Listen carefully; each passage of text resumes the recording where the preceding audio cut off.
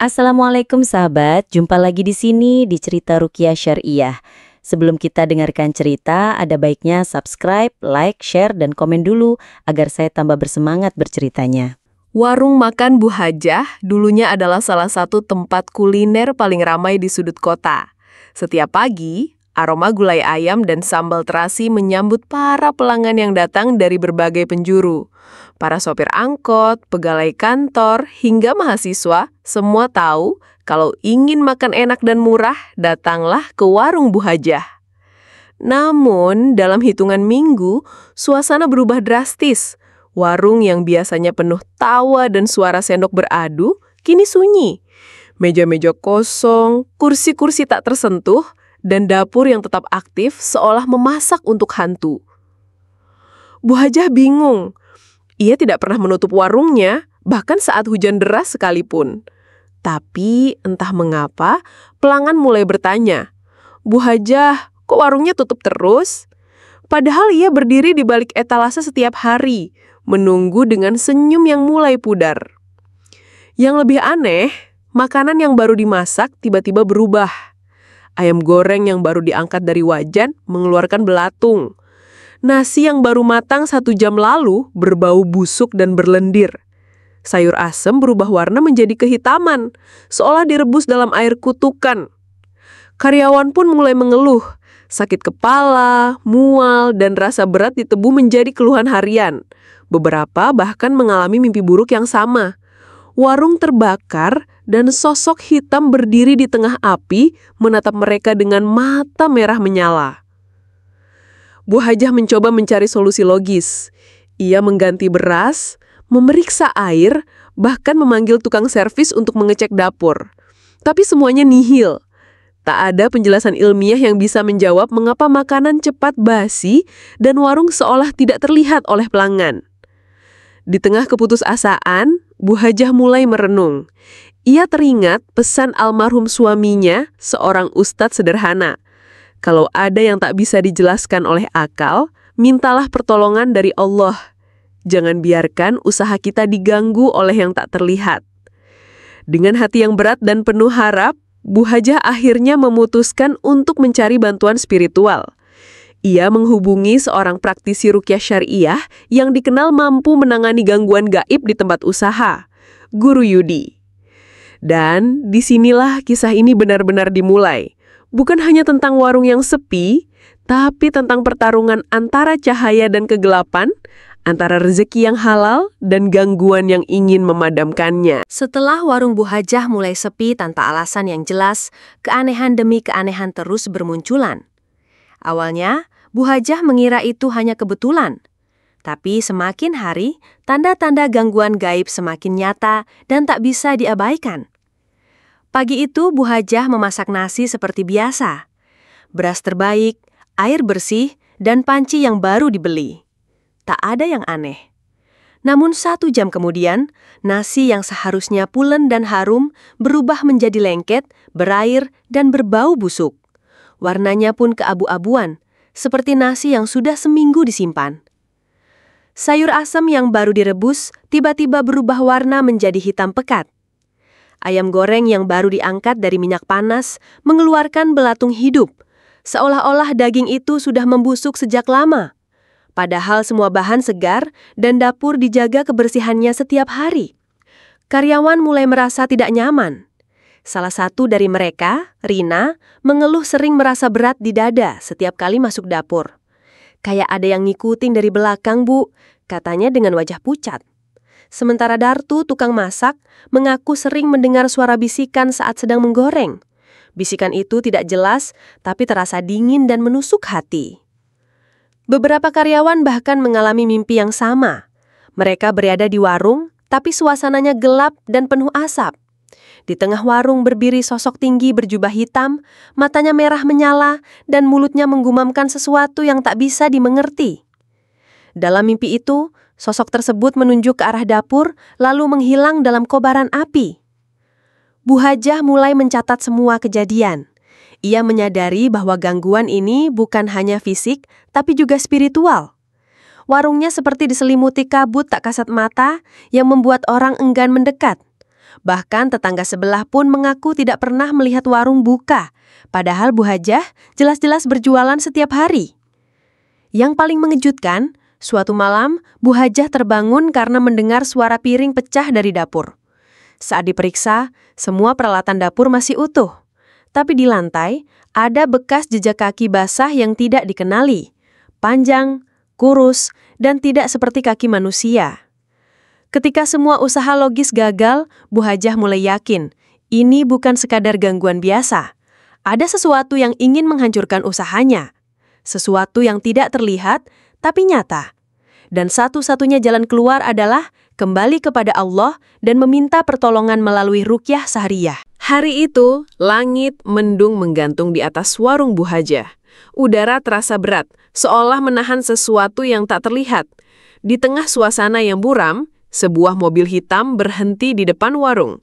Dari dalamnya, turunlah seorang pria berbaju batik dan berpeci putih.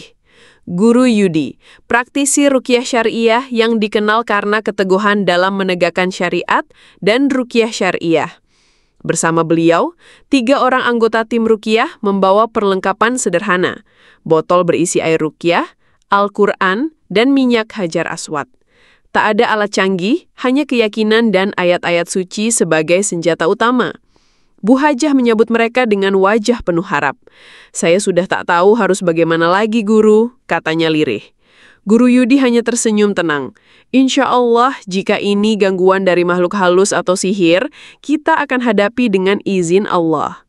Sebelum memulai ruqyah, tim melakukan observasi menyeluruh. Mereka berjalan pelan di setiap sudut warung, membaca doa dalam hati. Di dapur, Guru Yudi berhenti. "Tempat ini berat," ucapnya. "Ada energi negatif yang menetap di sini." Salah satu anggota tim menemukan sesuatu di bawah rak bumbu, sebuah kain hitam kecil yang dililit benang merah. Di dalamnya ada tulisan asing yang tidak dikenali. Benda itu dibungkus rapi dan disembunyikan di tempat yang tidak mungkin dijangkau oleh orang biasa. "Ini bisa jadi media sihir," kata Guru Yudi sambil membungkusnya dengan kain putih. Di ruang penyimpanan, suasana lebih mencekam. Salah satu anggota tim tiba-tiba merasa mual dan hampir pingsan. "Ada yang tidak suka kita datang," bisik Guru Yudi. Ia segera membaca ayat kursi dan meniupkan ke arah ruangan. Udara yang tadinya dingin mendadak terasa hangat, seolah ada sesuatu yang terusir. Setelah observasi selesai, Guru Yudi mengajak Bu Hajah dan para karyawan untuk duduk bersama. Ruqyah bukan hanya untuk mengusir gangguan, tapi juga untuk membersihkan hati dan memperkuat iman. Kita akan mulai dengan niat yang ikhlas dan tawakal kepada Allah. Sebelum ruqyah dimulai, semua diminta berwudu. Warung ditutup sementara dan suasana berubah seperti majelis dzikir. Guru Yudi membuka Al-Quran dan dengan suara tenang namun tegas, ia mulai membacakan ayat-ayat ruqyah, Al-Fatihah, ayat kursi, Al-Baqarah 102, dan surat-surat perlindungan seperti Al-Ikhlas, Al-Falaq, dan An-Nas. Saat ayat-ayat suci menggema di dalam warung, suasana mulai berubah. Beberapa karyawan menangis tanpa sebab. Tubuh mereka gemetar. Bu Hajah merasakan hawa dingin di punggungnya, lalu tiba-tiba hangat seperti diselimuti cahaya. Ruqyah baru saja dimulai, tapi tanda-tanda perlawanan dari dunia gaib sudah terasa. Dan Guru Yudi tahu, malam ini akan menjadi awal dari pertarungan spiritual yang sesungguhnya. Ketika azan maghrib berkumandang, warung Bu Hajah telah berubah menjadi ruang spiritual. Lampu diredupkan, aroma minyak hajar aswad dan air ruqyah meluduhi udara, dan para karyawan duduk bersila dengan wajah tegang. Di tengah ruangan, Guru Yudi membuka Al-Quran, sementara tim ruqyah bersiap di posisi masing-masing. Bismillah, kita mulai dengan niat membersihkan tempat ini dari segala gangguan yang tidak diridhoi Allah. Ucap Guru Yudi dengan suara mantap. Ia memimpin pembacaan ayat-ayat ruqyah. Dimulai dari Al-Fatihah, dilanjutkan dengan ayat kursi dan potongan ayat dari surah Al-Baqarah. Suara bacaan Al-Quran menggema dan suasana warung mulai berubah.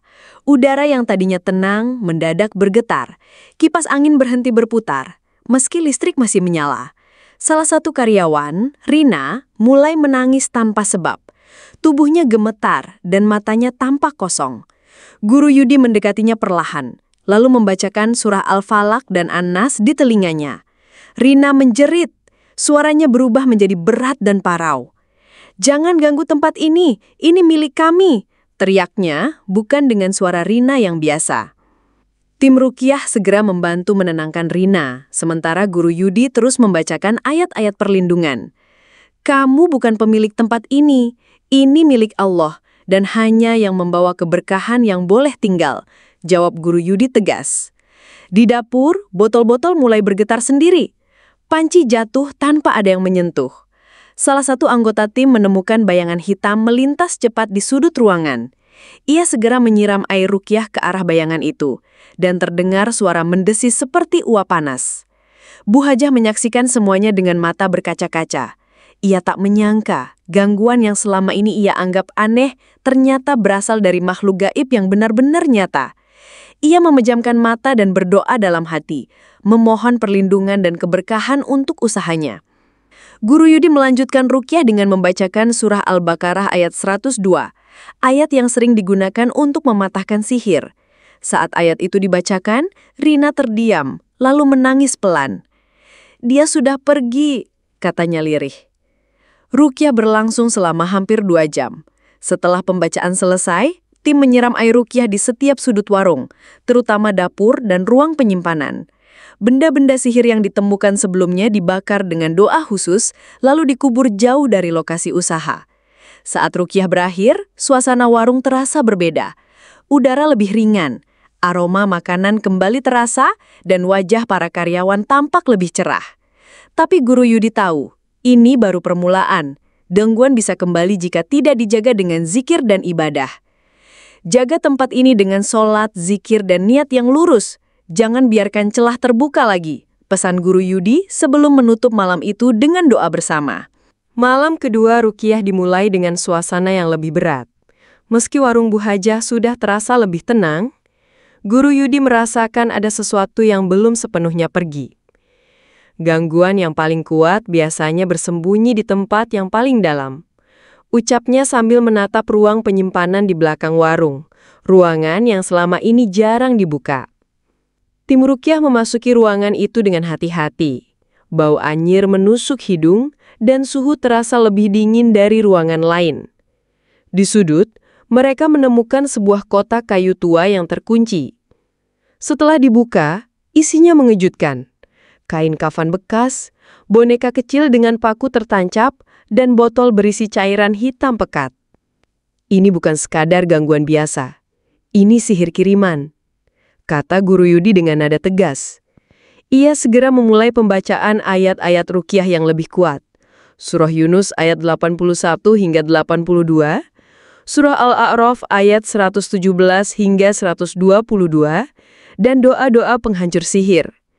Saat ayat-ayat itu dilantunkan, ruangan bergetar. Lampu berkedip dan suara gemuruh terdengar dari atap.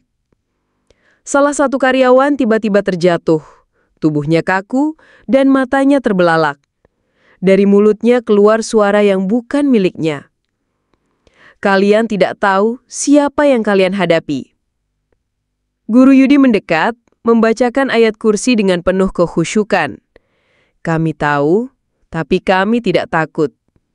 Karena pertolongan Allah lebih besar dari segala tipu daya kalian. Pertarungan spiritual berlangsung sengit. Beberapa karyawan yang ikut menyaksikan mulai menangis, merasakan hawa panas dan dingin bergantian. Bu Hajah memeluk Al-Quran di dadanya, berzikir dalam hati, mengingat dosa-dosa masa lalu yang mungkin menjadi celah bagi gangguan ini. Setelah hampir 1 jam, suara-suara aneh mulai mereda. Tubuh yang keras kembali lemas, dan kotak sihir itu dibakar dengan doa penghancur.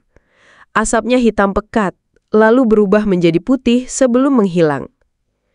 Guru Yudi memimpin pembersihan terakhir, menyiram air ruqyah di seluruh ruangan, menggantung ayat-ayat Al-Quran di titik-titik rawan, dan mengajarkan zikir harian kepada seluruh karyawan. Tempat usaha bukan hanya soal rezeki, tapi juga soal keberkahan. Jika niatnya lurus, Allah akan jaga, ujarnya. Bu Hajah menangis haru. Ia merasa seperti dilahirkan kembali. Saya ingin warung ini jadi tempat yang bukan hanya mengenyangkan perut, tapi juga menenangkan hati, katanya. Malam itu ditutup dengan sholat berjamaah dan doa syukur. Meski pertarungan telah usai, Guru Yudi tahu bahwa penjagaan spiritual harus terus dilakukan. Karena dalam dunia yang tak terlihat, pertarungan sejati adalah tentang istiqomah atau teguh pendirian dalam keimanan. Pagi itu, sinar matahari menyusup lembut ke sela-sela jendela warung Bu Hajah.